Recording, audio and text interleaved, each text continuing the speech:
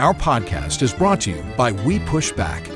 In the last few years, a certain genre on social media has been plagued with informants who misrepresent the truth to benefit themselves. They've gone unchecked for far too long. This smoke and mirrors routine is what has plagued the criminal justice system, resulting in many wrongful convictions. We Push Back is about bringing attention to these informants who have little regard for the truth and offering a voice to all those impacted by their lies. This website will work as a united hub, bringing all related information to one portal. We Push Back. Welcome back to A View from Mulberry Street. I am Matthew J. Mary, your host. We're going to continue this very same subject about famous mob hits. Part 2. What comes next? Okay. Joe Colombo. He was shot in Columbus Circle on June 28, 1971. What do I have to do with that? I was there. I was one of the many, many people who were in fact part of the rally for the Italian-American Civil Rights League, which, by the way, was a great, great organization and a great idea. That story could probably be told in a separate episode. The Italian-American Civil Rights League. The story of Joe Colombo has its roots way back in the 1957 shooting of Anastasia and Costello. Apparently, according to many, many books, many informants, Joe Bonano and Joe Profaci didn't like the idea that Albert Anastasia had been killed. Profaci died in 1962 of natural causes, and his supposed successor, according to the history books, Joseph Magliocco, continued to make plans against the so-called commission. All right. Columbo, according to the history books and to the informants, revealed that plan to Carlo Gambino. Magliocco died of natural causes. History books tell us that Joe Colombo was now the so-called boss of the Profaci family. The media proclaimed that the Profaci family is now the Colombo family. And remember my episode, The Name Game. These name things aren't just coincidences.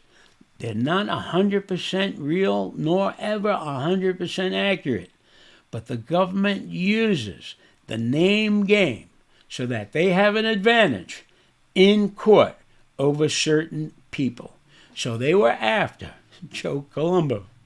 And so the Profaci family, as they called it, now becomes the Colombo family. Get it? The name game. The name game is an important tool of the government that enables them to prosecute Italian Americans differently than they prosecute other people.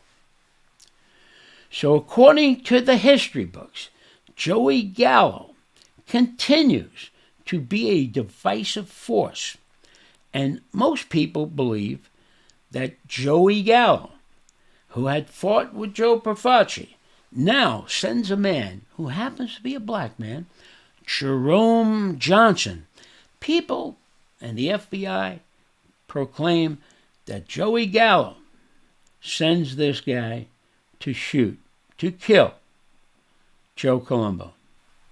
There are a lot of people who think that that's not the real story. There are more people out there, dead and alive, who actually think that the government of the United States was behind the shooting of Joe Colombo. Not Joey Gallo, but the government. Me? I have no opinion. I don't know what happened, and I'm not accusing anyone or any organization of anything. Mr. Colombo was a vegetable until he died on May 22nd, 1978. The saga continues. As we reported in previous episodes, including our episode with Joe Bruno. Crazy Joe Gallo was spotted on Mulberry Street out inside Umberto's restaurant after celebrating his birthday at the Copacabana.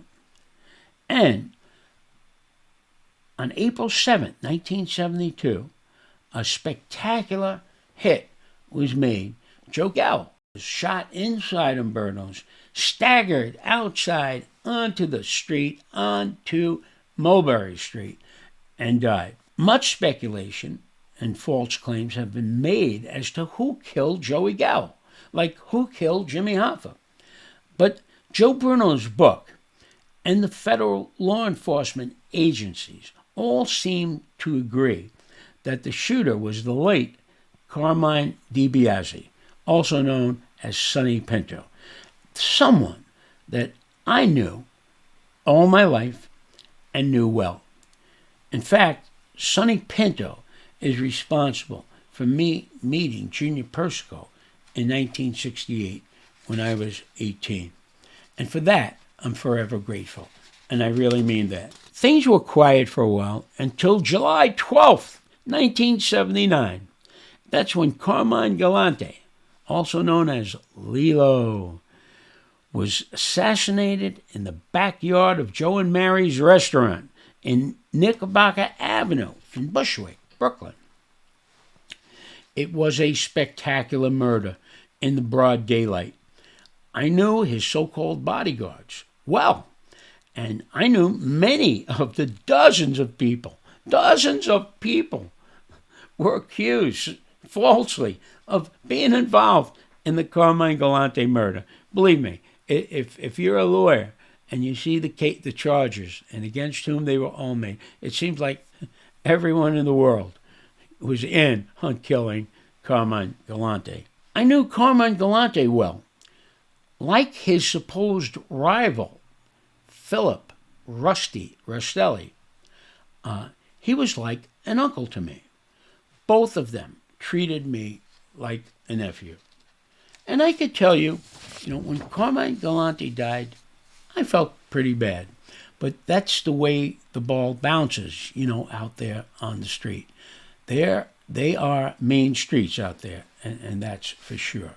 Finally, Paul Castellano and Tommy Bellotti. I met Paul a couple of times while I was on the commission case. The government said he was the hand-picked successor by Carlo Gambino. Carlo Gambino was, I believe, Paul's uncle, and I believe, in fact, they were kind of cousins somehow. They all came back from the same place in Italy.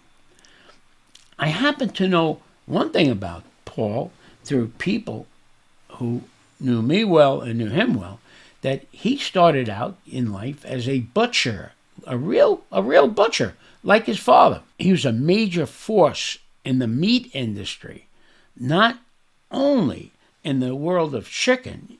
Frank Perdue used to come to Paul Castellano when he needed to know anything about chicken. If Frank Perdue had some kind of problem, he would go to Paul, and Paul knew all the answers. History books and Sammy the Bull report that this double murder, the murder of Paul Castellano and Tommy Bellotti, was carried out on the streets outside Sparks Steakhouse. Christmas shoppers were shocked and shaken by bullets flying all over the street. In Midtown Manhattan, Christmas shopping season, December 16th, 1985. I remember seeing it reported on the news. It was a shocking event. It was spectacular. And some pretty ugly pictures of Paul and Tommy laid out there on the street. A new era began. Law enforcement was gleeful. They were going to make a lot more cases. The criminal defense lawyers were happy too. A lot of money was made. Much has been written and told about the feud between Paul Castellano and Angelo Ruggiero. about Angelo Ruggiero's tapes from his narcotics case. A lot has been said, reported by Sammy the Bull, others, that there was a serious situation brewing, and that John Gotti was in danger of losing his life after Aurelio Della Croce died.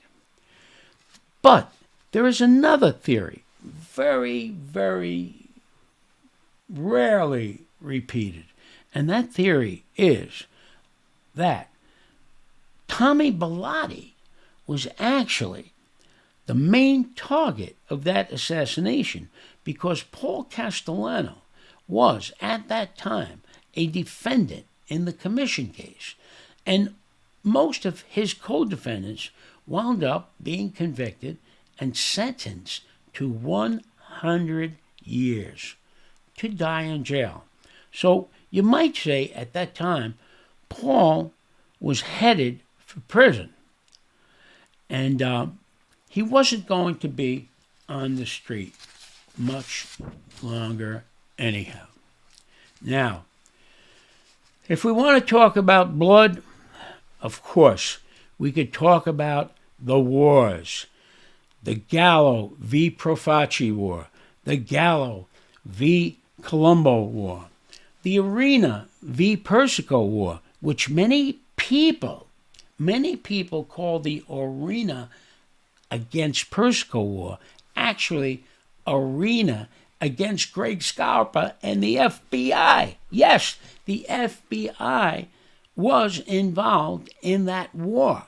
They were backing Scarpa and giving him information about who he might have to kill. Yes, it's not Matthew Mary. I would not say this. This is in books after book after book, okay? 302s, everything. Greg Scarpa was working with the FBI from the late 1950s, and yet he was out on the street committing crimes, and even murdering people. And at the end, Greg was actually involved in a war against Vic Orena, not to be confused with Vic Amuso. Vic Orena against Greg Scarpa. That was that war. That's what it was about, and the FBI was in on it. I mean, there's no two ways about that. Okay. What else can we talk about in terms of blood? You know, there was in what they call the Bonano family from 1963 to 1967. It seemed that we go back to that year. We go back to 1957. And Joe Bonano, supposedly, and Joe Profaci were angry that Albert and Anastasia had been killed.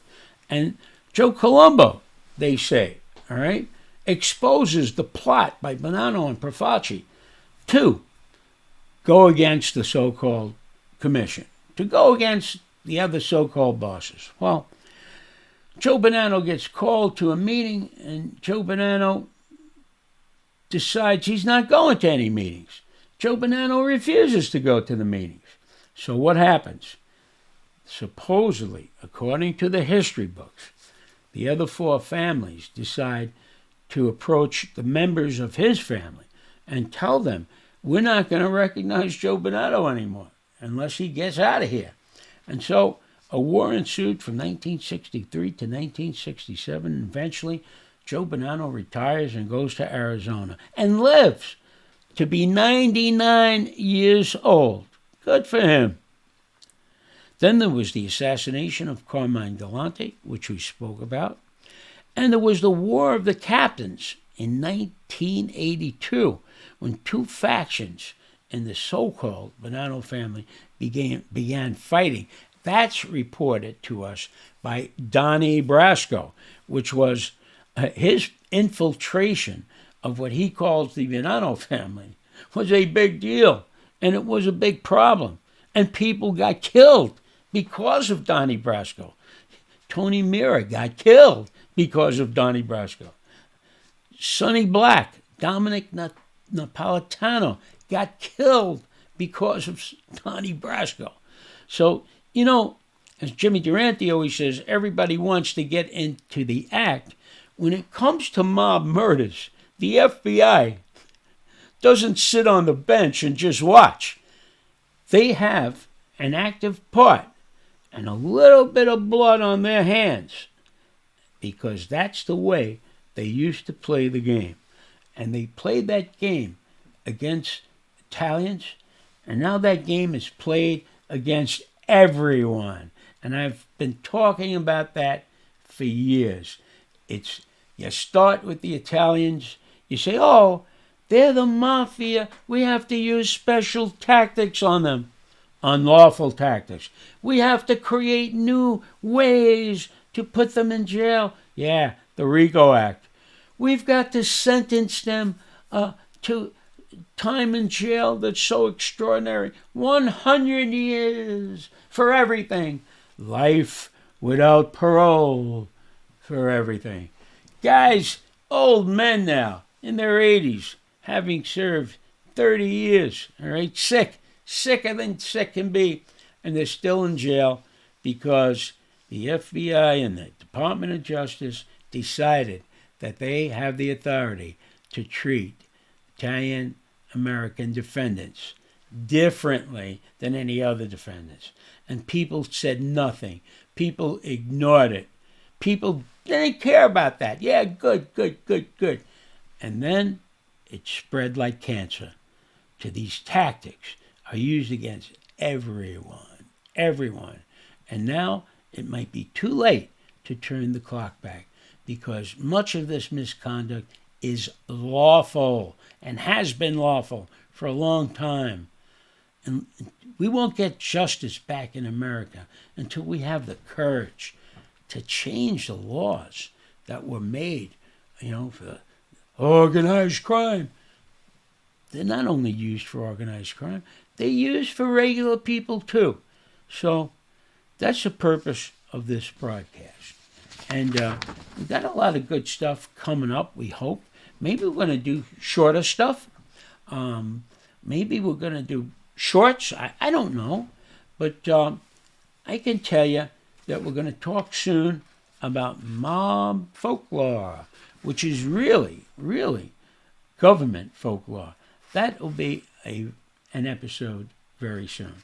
So, for now, this is Matthew J. Mary, and this is A View from Mulberry Street.